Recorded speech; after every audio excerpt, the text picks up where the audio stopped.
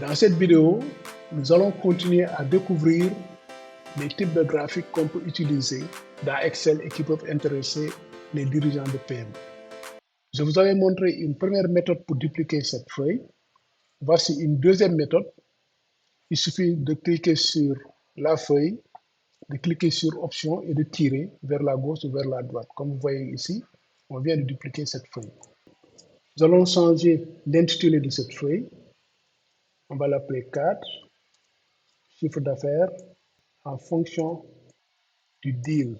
Je vous avais dit que le deal, c'était la répartition des ventes en 3 catégories: les commandes de petite taille, de moyenne taille et les grosses commandes. Donc, nous allons modifier ce tableau croisé dynamique. D'abord, on commence par supprimer cette graphique qui ne nous sert plus.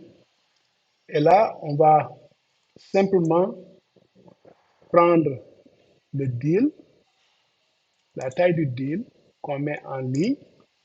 Automatiquement, vous voyez ici que nous avons les 3 répartitions, grand, moyen et petit. Lorsque nous avons des séries qui se répartissent en petits nombres, comme ici, grand, moyen et petit, nous allons utiliser un type de graphique qui peut être plus lisible, ce qu'on appelle les graphiques à secteur. Donc, on clique ici et on a plusieurs types de graphiques, 2 dimensions, 2D, 3D ou bien anneaux. On pourra les voir, tous les anneaux, ça peut être intéressant, comme dans les tableaux croisés dynamiques. Nous allons choisir les 2D et on obtient ce type de graphique.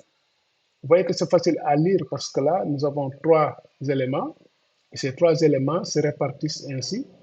Donc, le bleu sont les commandes de grande taille, sont les gros montants. Le moyen est en couleur orange et nous avons les petites commandes.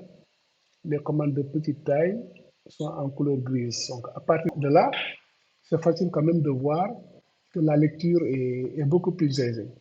Ce que nous allons faire, c'est essayer de modifier un peu ce graphique.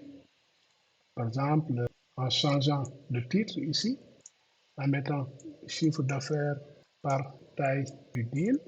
Ensuite, ce graphique, on pourra le récupérer plus tard en le mettant dans le tableau de bord dynamique.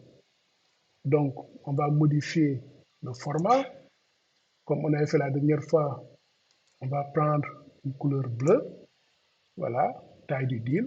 Voici donc un premier type de graphique qui peut être intéressant à voir et qu'on pourra récupérer plus tard.